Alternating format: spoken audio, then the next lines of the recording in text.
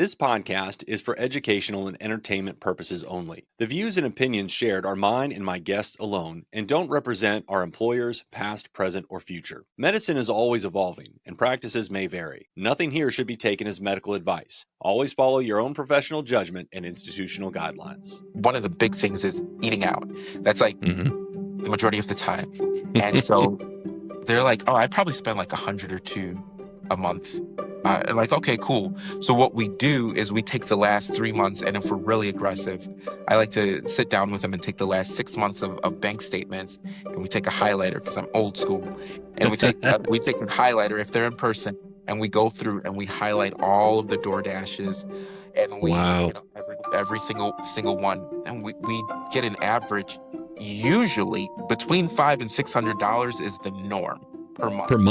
Per month, right? Oh my gosh! Which just sounds obscene, but you'd be surprised when you start totaling everything up. The Starbucks, DoorDash, Uber Eats, whatever other eating out they do, yeah, it adds up really fast. Welcome to the Beyond the Call Light podcast with Gary, the ER nurse, where we tackle the tough topics in nursing. Update your whiteboards and huddle up because this episode begins now. Welcome to Beyond the Call Light. I'm your host, Gary, the ER nurse, and joining me today is Ricky, the nurse financial guy who you can find on social media.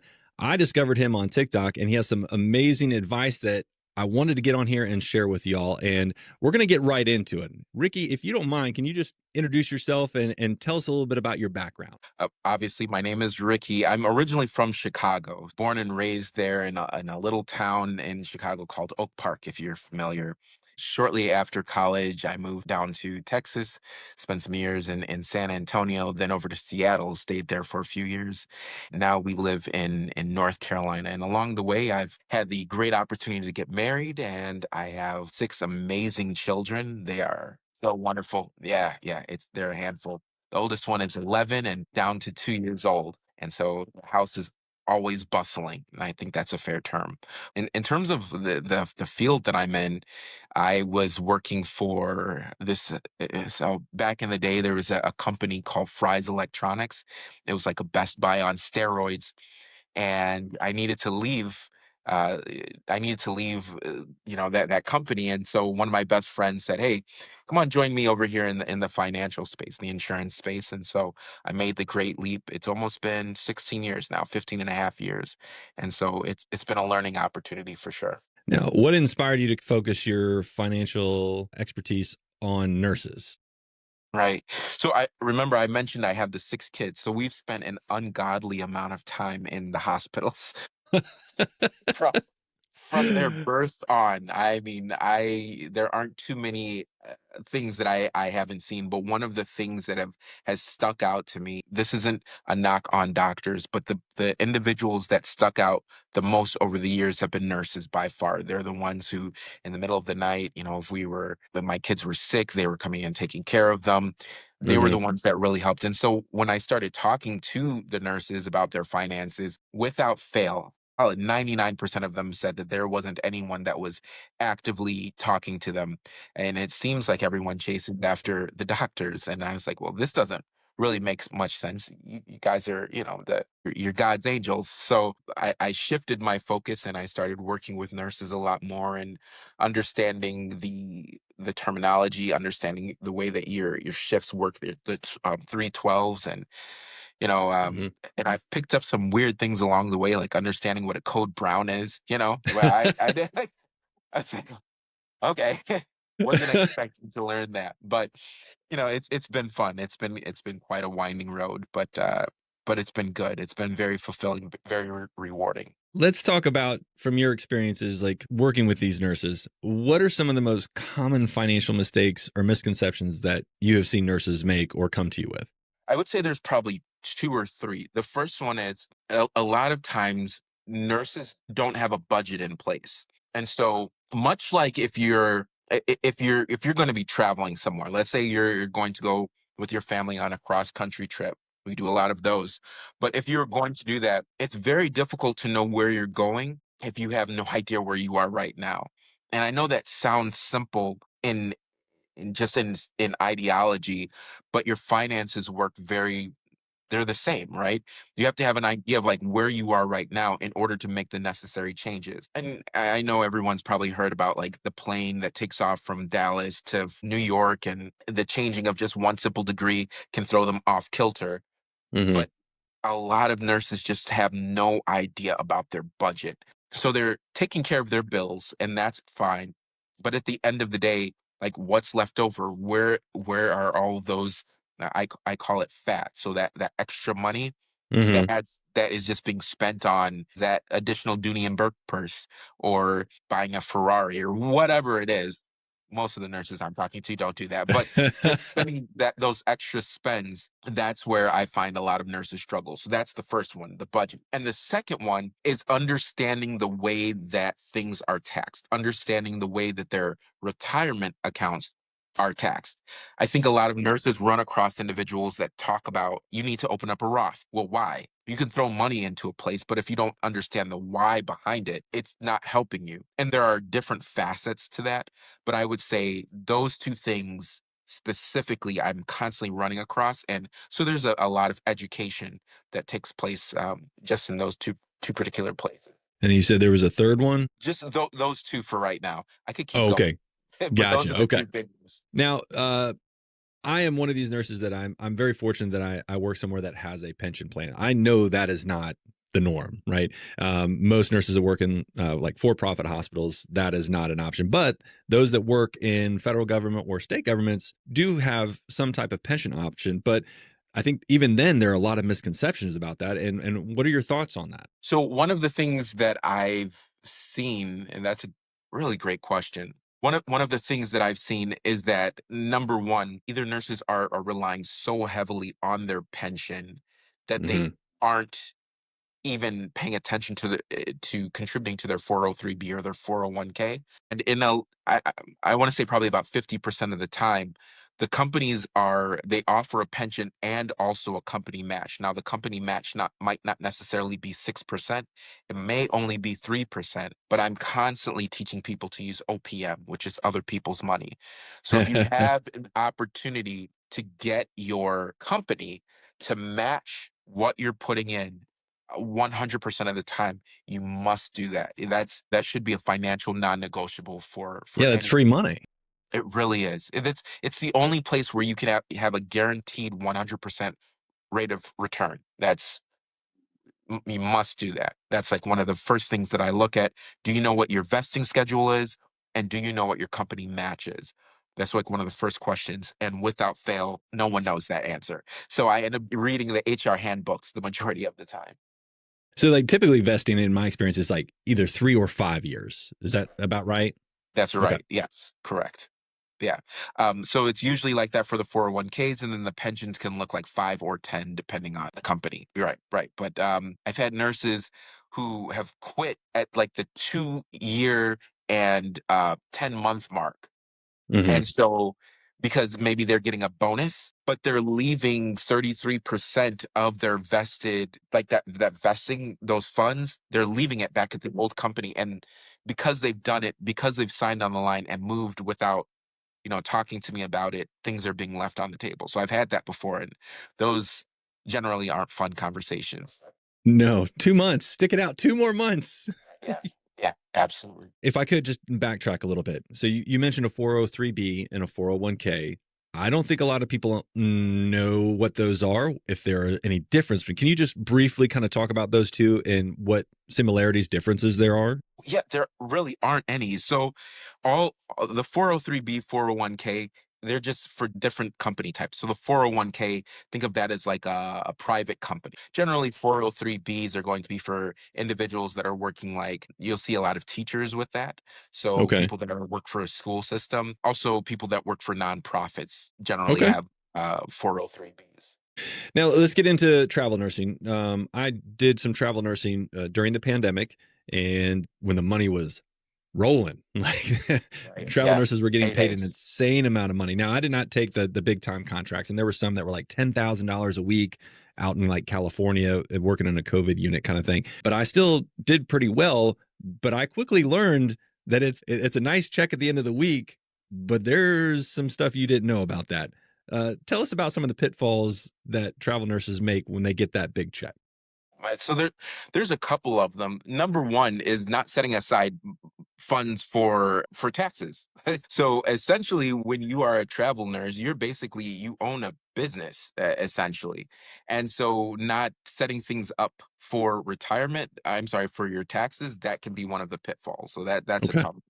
One of the other things that I've seen is because you're not a W-2 employee, there isn't a retirement account set up. And so, with there not being a retirement account set up, a lot of kind of there's that out of sight, out of mind ideology, which is fine because generally that means that you have a ton in the bank, or like I said before, you're buying yourself some really. In your particular case, I think you'd probably rock a gold chain nicely, right? So one of those Flavor Flav With a big clocks, RN right? on it. Yes, I could see that for you.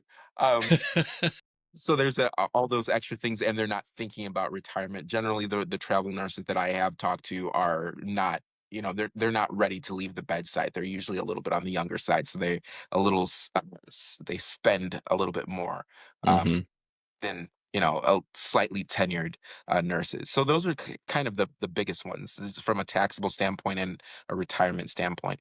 I had access to a 401k through the travel agency that I used, but Okay. like to be vested in that, I mean, you would have to stay with them for a while.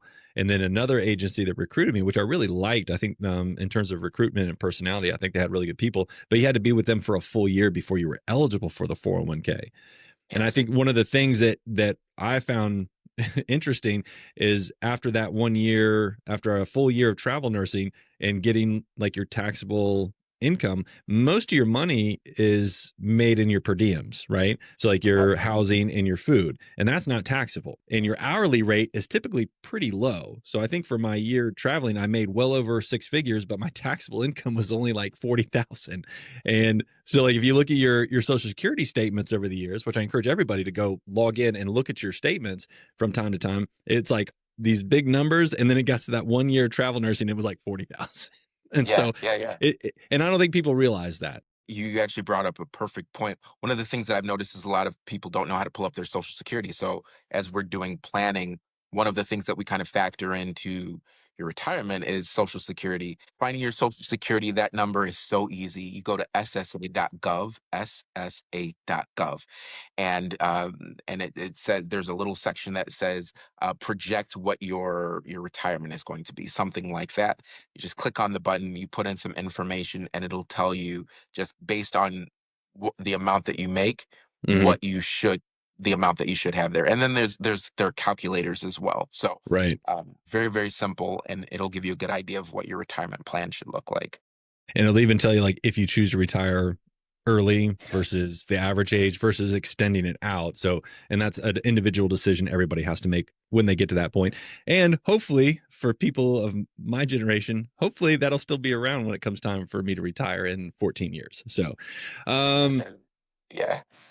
now, you talked about your experience with your family and your kids being in the hospital and the nurses being there at the bedside. And we do spend more time at the bedside than any other healthcare provider. It's just the nature of what we do. And again, that's not to take away from the doctors. They are seeing other patients and they have a lot of other stuff that they have to take care of. But do you find that nurses maybe prioritize, because we get into this for, I think, the right reasons. Like we do this because it's a passion. We want to care for other people. But do you think sometimes that maybe nurses focus too much on prioritizing other people's care and ignore not only their own care, but also their own financial stability? Yeah. Yeah. So that's a great question. So actually in two areas, I'm surprised at how I've seen a few nurses that their health isn't the best, which is surprising to me. But on a financial level, I don't know that much about healthcare. So I don't know that it would make much sense that you guys would know necessarily about a lot about what I do. I'm surprised at the level of information that you guys have access to. hmm And especially considering, you guys go through college and everything. So the thought would be, hey, somebody's reaching out to you to kind of walk you through some of the basics. And so I'm actually in the process right now of working with hmm nurses in North Carolina to start working with their graduates, their brand new graduates. And so Like a financial literacy type thing? correct, right. So upon That is graduation, brilliant. yeah, I'm working on it. I have a meeting with the dean in the next couple of weeks, so that'll be fun. That's exciting. I wish they would have. I mean, one, I think financial literacy should be for every graduate of high school and college, but I love that you're focusing in on nurses because I think you're right. Like that is a huge gap that we are missing. It's been great. It's been very fulfilling. When nurses come to you and they say, Ricky, the nurse financial guy, I want to retire early. Where do you start with them? It's discipline. That is 100% a discipline thing. So there's a number that we aspire to. One of the very first questions I ask, and this is just with generally when I'm working with a client and specifically with individuals like that. So they're part of the FIRE movement, which is financial independence, retire early. And sometimes they haven't even heard of that, but they understand it as soon as I say it. They're like, oh yeah, that's me. Perfect. Mm-hmm.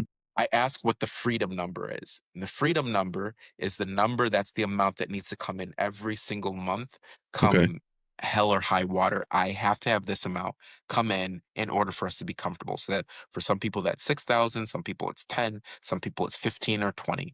Whatever that looks like, we have to figure out what that number is in order to backtrack. So okay, this is the number, this is the amount that you need. Okay, great.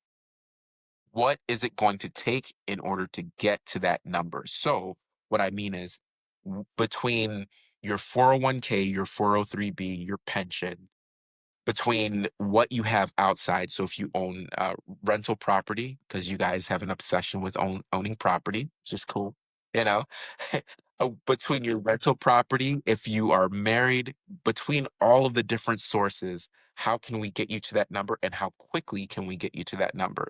So that's fun and it's very achievable. I'm actually working with a nurse now. She's 46. She's like, Ricky, I want to retire by 60. Great, fantastic.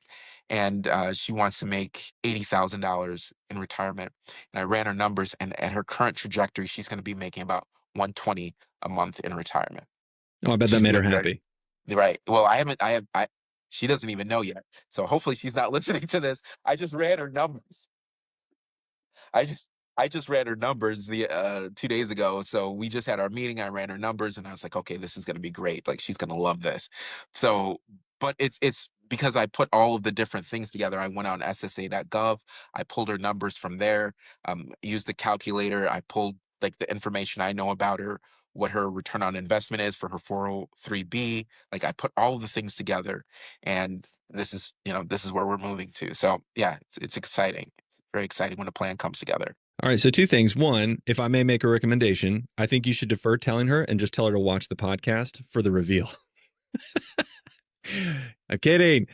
So, hey, look, so that was one example, right? You ran the numbers for one person, but let's take a step back and look at a more broad picture. And what does a realistic early retirement timeline look like for the average bedside nurse? The easy answer would be 65 Okay. to 67. That's the easy answer. And that's because if you haven't started planning at least by your 40s, like when you hit your 40s, you can usually recover because that's still about a 25 years. Full Social Security starts at 67 for the majority of the people that are going to be watching this podcast. And then in addition to that, at the age of 59 and a half, you have access to either your 403b or your 401k without any sort of penalties. And so we really build something within that amount of time. Hopefully you've had an opportunity to pay off your home, get rid of your debt, paid off your student debt. So there's a lot of things that can kind of all culminate within that third act. So 65 to 67 is usually pretty safe. And then if they're very aggressive, we can move it up to 60, but that's usually the person that doesn't have any kids, or they're like, I'm a super aggressive. So they're getting 55% in the market over the last couple of years. So it really just depends, but that would be a safe answer. So you talked about like that 40 and over nurse. Now I want to talk about catch-up contributions, and that starts when you hit 50. And I hit 50 early this year. My wife was actually very excited. I wasn't that excited to turn 50. I'm glad I'm still here, but 50 is a big number. And she said, but now we can do catch-up contributions. I'm familiar with what that means. Can you explain to those that are over the age of 50 that may be listening what that could mean for them? So catch-up contributions basically means that you can, we'll call it supercharge your retirement. So if you're contributing to an IRA, which is an individual retirement account, so whether that's a Roth or traditional funds, you can put an additional $1,000 a month into that bucket. So right now, the annual amount that you're able to contribute to the traditional and to the Roth is $7,000 for individuals that are under the age of 50. Once you hit 50, then you're able to put in an additional $1,000, so you can go up to 8,000. In Mhm. addition to that, you can actually start contributing up more into your 401k. Well, correct me if I'm wrong. I believe the number that for that is an additional like $7,000.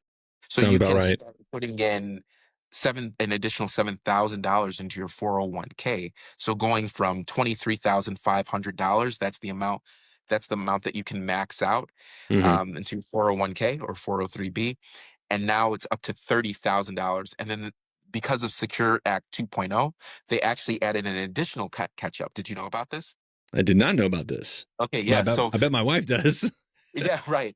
So when at the beginning of this year, Secure Act 2.0 rolled out, and so it was approved, and so individuals between the age of 60 and 63, I want to say, are able to put an additional, I think it's $3,000 into their 401k.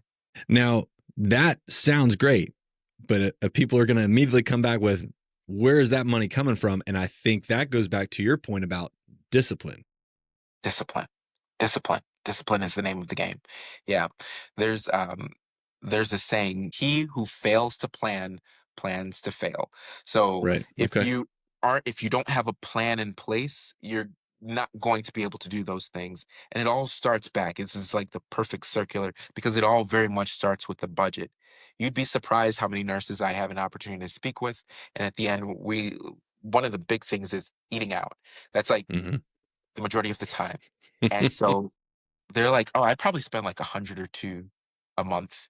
Like, "Okay, cool." So what we do is we take the last 3 months, and if we're really aggressive, I like to sit down with them and take the last 6 months of bank statements, and we take a highlighter because 'cause I'm old school, and we take a highlighter if they're in person, and we go through and we highlight all of the door dashes, and we, Wow.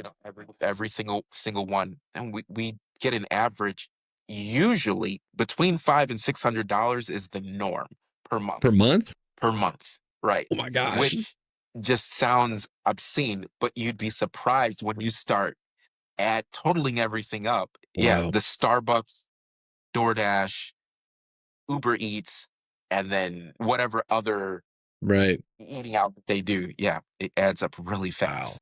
Quick break from the conversation. If you're enjoying Beyond the Call Light, please don't forget to follow the show wherever you listen. You can find us on Spotify, Apple Podcasts, YouTube, and Amazon Music. Hit that follow or subscribe button so you never miss a new episode. And if you're on Apple or Spotify, a quick rating or review really helps others find the show. Speaking of which, let's get back to it. Talk about the Roth IRA versus traditional IRA real quick and what the difference is. You asked me earlier what are some of the things that nurses don't understand, and this is actually one of the other big ones. I said taxes, but I didn't really drill in. Mhm. So it's the way that your 401k is taxed or 403b is taxed. So let's just say, and I'll just I'm going to use this example that I have right here. Okay. If an individual has 150,000, makes $150,000 this year for 2025, Okay. let's just say they contribute $20,000 into their traditional 401k. So what traditional means is that it hasn't been taxed by Uncle Sam this year. Okay. Okay. So as far as Uncle Sam is concerned, you've stuck that under a bridge somewhere. It doesn't Okay. exist for right now. Okay. What that means is that for this year, instead of you making $150,000, Uh-huh. your gross income will be $130,000. Okay. So it reduces your taxable income. Right, exactly. Okay. It All reduces right. your taxable income. Okay. So what that means, let's say that $20,000 just sits there and you don't contribute another dollar ever, and it Mhm. grows for 20 years. Now all of a sudden that $20,000 is $110,000. Okay. When you go to withdraw it, when you withdraw those funds, every single cent of it is taxable. All 120,000 or whatever it's grown to. Okay. All right. And then, so that's a traditional. What's a Roth? So the Roth is you pay taxes on the seed, meaning you would pay taxes on the $20,000. And same example when it grows to 110,000, which is insane. 110,000, then all of a sudden you don't have to pay taxes at all. Because it was taxed when you first invested it out of that paycheck. That's correct. Now, so if you say, go back to that example, you're making 150, you do 20,000 into a Roth IRA, you're still taxed at 150,000. Like that's still your taxable income. And that's the difference between the two. That's correct. Yes. All right. Excellent.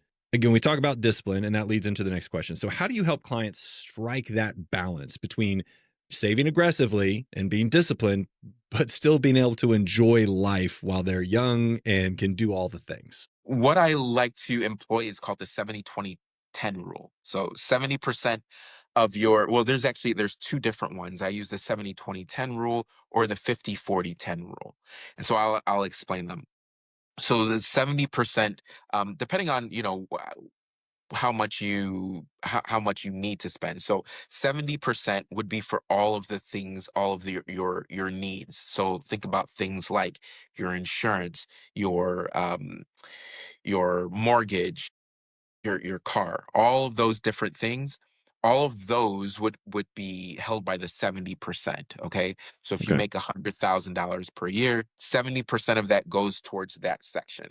20% goes into your investing or your saving.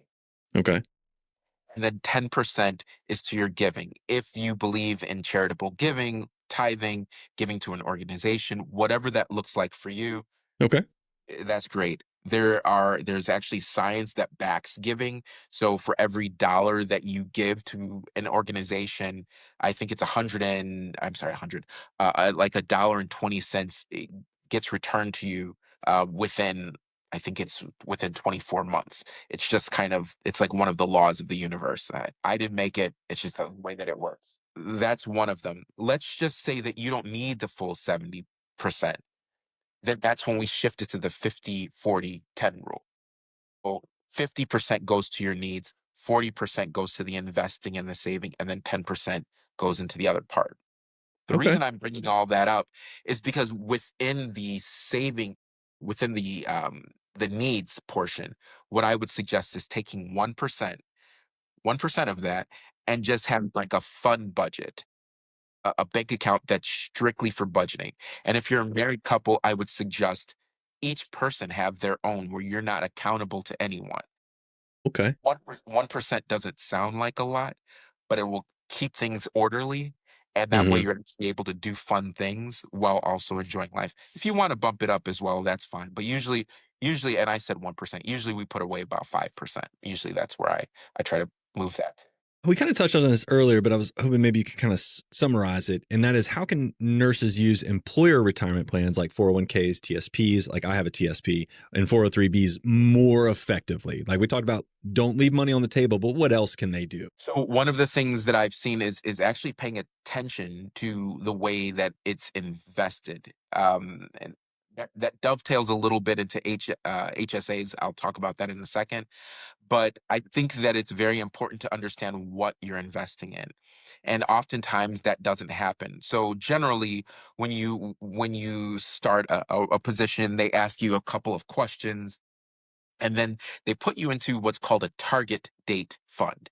So what a target date funds is, it decides what year, just based on your age and when you're planning on retiring, what age you're planning on retiring, and then it locks you into this investment portfolio that it shifts along with your. Well, interesting. Okay. Right. So that's what I would say probably about 75% of the nurses that I'm working with, the majority of them have a target date fund, and I'll explain it if you're good with that. Yeah, go for it, man. Okay. So let's just say that an individual is planning on retiring in the year 2025. That's actually perfect. Okay. That individual, the majority of their target date funds are going to be extremely conservative, either in bonds or in money market accounts, because the way that those funds work is that it grows to a certain point, and every year it shifts. It removes more of the equity, meaning like the stocks, and it shifts it over into more conservative because theoretically, as we get closer to retirement, we're attempting to conserve a lot more of our money. And so that's the way it moves. However, let's just say that an individual started late. So they're like, I really got to catch up. And they're Now, what you're actually like, say, give me an example of what would age would be considered late. Like, what are you thinking? like 50, like Okay. usually like 50, 55, like right around there. And they're like, oh, and unfortunately, usually this happens in when I'm talking to somebody that's gone through a divorce, their retirement account has been drained, and Yeah. so for one reason or another, or they've had like some sort of massive, financial issue, and Mhm. so what ends up happening is we need to catch up, like we need to kind of get at this aggressively. Right. Okay. The default is that target date fund. Okay. And so if you fall within that age range, or once you hit that age, almost everything is conservative. But you need a 9 to 10% return on your investment. But it's only going to give you like a 5 or 6% because it's in a target date fund. Right. So that's like a big one. And I'm looking Mhm. through, okay, this is probably not in your best interest. You don't want a money market account. You don't want a bond fund. That's not going to help you grow. And so Right. that's oftentimes that's like almost the top thing that I would suggest looking at it and having someone get a set of eyes on it to make sure it's going to grow according to Right. what your life looks like. Right. It needs something a little bit more aggressive. Maybe a fund that has a bit more risk to it, but has a higher rate of return typically. That's correct. Yes. Okay. And that's typically something that, like you kind of talked about, like when you're younger, you can be a little more aggressive because you have time to recover. But as we get older, like you said, we want to retire. We don't want to lose the money we have. So if you get too aggressive and you gamble and you lose, then it's going to be it's going to be very difficult to make that back up. So what is your definition of financial freedom for nurses? When the amount that you're able to generate from what you've built Mhm. outpaces what you are bringing in from the hospital or from your W-2. So what that may look like is we'll go back to what I was saying earlier about what that freedom number is. So let's say that freedom number is $8,000 per month, like that nurse I was speaking of earlier. We need to figure out what that big pot looks like in order to be able to pull off. Or it could be dividend dividend stocks, or there are financial vehicles that can actually generate a pension like rate of return for you. So Okay. there are options. All right. Uh, Side hustles. Let's talk about that. I feel like everybody's got some kind of side hustle. I have friends on here who do like t-shirts and pins and buttons, and they're doing all these side hustle things. How does those income streams play into like maybe accelerating those retirement goals? So I can kind of go at this from two different ways. Sometimes the plan is to have the side hustle becomes the main hustle.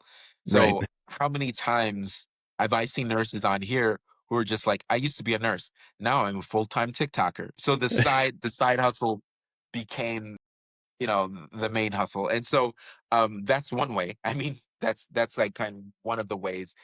But one of Right. the, if the plan is the side hustle will remain the side hustle, is if you set it up, depending on if you're contributing to your company's 401k, you can actually set up an investment account that's specifically for that business. So Okay. their company, I think the posts I made yesterday are about SEPs, SEP, so Okay. simplified employment pensions. Okay. Um, and simplified employee pensions. And so they're kind of like 401ks, except only the company contributes to it. There's also solo 401ks. So there are other options if you aren't contributing to your company's 401k. Today I learned that there is a self-employment pension. I did not know that was an option. So, but I think you're right. Like I know there's one nurse, Rogue Nurse Creations, used to be a bedside nurse, and now her full-time gig is just making nurse related products like badge reels and badge buddies and shirts and sweatshirts. And like she's invested tens of thousands of dollars into her shop. And it's really cool to see them take that passion. She used to just do it for free and just like make little crafts. And now she's like, oh, I can turn the side hustle into a full-time gig. But I hope that she has a good financial planner that is helping her along this journey, because I bet it changed a lot of things. When a nurse starts a side hustle, generally speaking, that first couple of years of starting a business, they're not profitable. You're pouring more into growing the business than anything else. And those are perfect years if you can swing it to max out your Roth account, because Okay. going back to the Roth, there are a lot of rules. Well, there's a couple of rules around Roths, but one of them is that your AGI, which is your adjusted gross income, can't Mm. exceed $150,000 a year. Okay. Okay. So, like, let's just say that and this is going to kind of dip into your wife's territory as a CPA a little bit, but let's just say that you have a year where you're pouring just a lot of money from this business that you're trying to grow into your personal. You're taking your personal money, throwing it into the business. It's actually lowering your taxes. And I'm not going to get into that. Understood. That's not what I do. But what I can tell you is that there's an opportunity there to lower your adjusted gross income if you're first starting a business Mm-hmm. and it's not profitable, or you're investing a lot of your own personal funds. There's a great opportunity there to actually put money in your Roth if it's lowering the amount that you've made for that year. So Okay. talk to a CPA and a financial advisor. I don't want to give any advice right now, but that's when I see losses, I'm like, this is perfect. We're going to max out that Roth. It's a great year for that. I know all about losses. I'm building this podcast. Like my wife and I talked, and she's on board with it. And that's the great thing is she understands, like, when you first start doing this, you're going to operate at a loss, right? You're going to put more into it than you get out. But the old saying goes, to make money, you have to spend money. And so you have to invest in things. So yes, I'm glad I have somebody on board that understands that and is okay with some losses here in the beginning. So, Yes. but I'm looking forward to. I love doing this kind of stuff. It's going to be great. I'm so grateful that you came on, but we're not done yet. I have several more questions, and then I will let you go.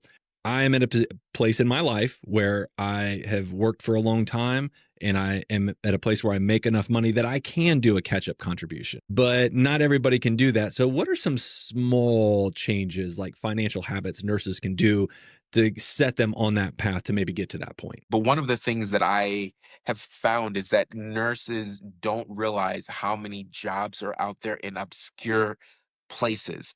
Like, it doesn't always have to be a hospital. And I know this is not exactly what you were looking for, It's but okay. there are there are opportunities to work for the government, which Hmm. is, you're gonna have a pension and all those other things. So working for the VA, one of the other things is working for insurance companies. Hmm. That's a big one. And so figuring out ways, either to get a higher paying job, or to start that side gig. But Right. that's going to take on that's requiring extra work on your part. I think Hmm. it all really goes back to the one thing that I talked about, which is discipline. So Okay. if you're able to work like an extra overtime shift or two, depending on Hmm. what that looks like. Let's just say that there's one overtime shift that gives you $500, an extra $500 a month. If Okay. you are able to put that away, if you are able to commit to doing that one shift a month and putting that away in a brokerage account or Roth account or a traditional account, whatever that looks like, that's Hmm. $6,000 over the course of a year. Right. I know, so one shift isn't crazy, but you tell me, like, I mean, I've never worked an overtime shift as a nurse. Hmm. Like, what does that generally look like for you as a nurse, and one overtime shift? You mean like financially? Right. Is $500 possible? Well, it depends. Oh yeah, absolutely. It depends on what your base hourly rate is. So the longer you've been there, like my hourly rate is going to be higher than, like, say, a new nurse grad. So my overtime, I'm going to get paid a lot more than that nurse will, because she's new or he's new and is making a lower hourly rate. So yes, one overtime shift for me. I think I'm trying to think, doing the math in my head here, 12 hours. Yeah, so I mean, we're looking at, like, for me, anywhere from $700 to $800 for one 12-hour overtime shift. Right. Okay. So for easy math's sake, one shift a month, and if you're investing that and getting about a 9% rate of return over 20 years, that's about $335,000. That's one shift a month, which that's not terrible. No, that's really good. Yeah. Yeah. So I mean, it's just that small shift. If you can invest one extra hour of or one overtime shift, Hmm. massive difference for your future. Massive. Now, we was talking about, like, a new nurse that's coming into the profession. So for those new nurses that are just coming in, what is one thing they should do immediately to set themselves up for financial success? Figure out your budget. Definitely figure out your budget. Um, I there are I mentioned the the HSA. I mentioned Hmm. that, and I'll touch on that in just a second. But Okay. when you have an opportunity to get your HR packet, you get the HR packet when you've just started that first job. Hmm. Read the HR packet. Please read the HR packet, because inside of the HR packet there are gold nuggets. So things like I've mentioned before, which are making sure that we know what your vesting schedule is, know what the company matches, because sometimes it's staggered. Like they'll give Hmm. you 100% on the first 3%, and then it's tiered after that. But also Okay. understanding your disability insurance. That's a big one, really big one. Okay. Because most disability policies only give 50 to 60% of your Right. base salary Hmm. And if you work a lot of overtime as a brand new nurse, which most brand new nurses do because they're like ready to get it, that's not even accounting for that. So understand what that looks like. I would strongly suggest getting a disability insurance, because disability insurance is going to replace your paycheck. Like Um, supplemental in addition to whatever they cover. that's correct. Okay. That's correct, because it doesn't account for any bonuses or any overtime. Okay. And so that's a big one, because you have to be on your feet. It's not like a job like a software engineer where you can just kind of just sit behind a desk for the most part. If you're bedside, please get disability insurance, please. Okay. Um, so read your HR handbook. Please get it disability insurance. Max out your HSA. That's a big one, and I can explain HSA. And I was then gonna say, make sure can that you explain that for new nurses who may not know what an Oh, HSA yeah, is? yeah. So an HSA stands for a health savings account. Health savings accounts are absolutely amazing. So with a health savings account, you put money into an account, and it's usually, well, it's through your employer, and that money you can either choose for it to be, I think the majority of them now are able to be invested, or it doesn't have to be invested. But the amount that you put in is tax free. And then when you go to withdraw it, as long as it's used for health purposes, it's Hmm. also tax free. So Okay. personally, I've gotten LASIK, and I paid with that with my HSA card, and I ruptured my Achilles tendon a few years ago, No. and all of that went on the card as well, because I don't really use it for anything else other than, the occasional optometrist appointment. Okay. So it- it's huge, and it rolls over from year to year. That's the huge part. The And that's different from FSA, an FSA, and that's where, yeah, yes, you're yes, going there exactly. Okay. yes. The FSA, it expires at the end of the year. So let's just say you dropped $5,000 into the FSA. If you don't use it, you lose it. The HSA compounds year over year during the course of your entire career. And so part of our retirement planning is making sure that we're aware of, like, where's that HSA? Is it being invested? Because eventually when you go to retire, we're going to use those funds for health purposes. Well, That's and as we get that's older, right. there's a lot of health issues that we all have to deal with. Right. Most of us. That's excellent. Great. Now let's talk about financial myths or bad advice that you have seen being given out on social media. And what would you say to that? And how can we warn nurses?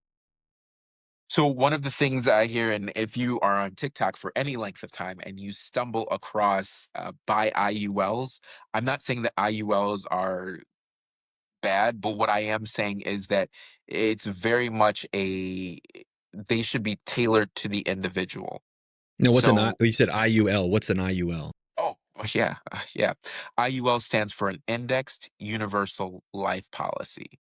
And Okay. so it's a life insurance policy that is i- it's it has a cash benefit in it, but Mm-hmm. oftentimes the way that it's sold or the way that it's presented is Mm-hmm. as a replacement for your 401k or your 403b, when it is Mm. not that at all. So Okay.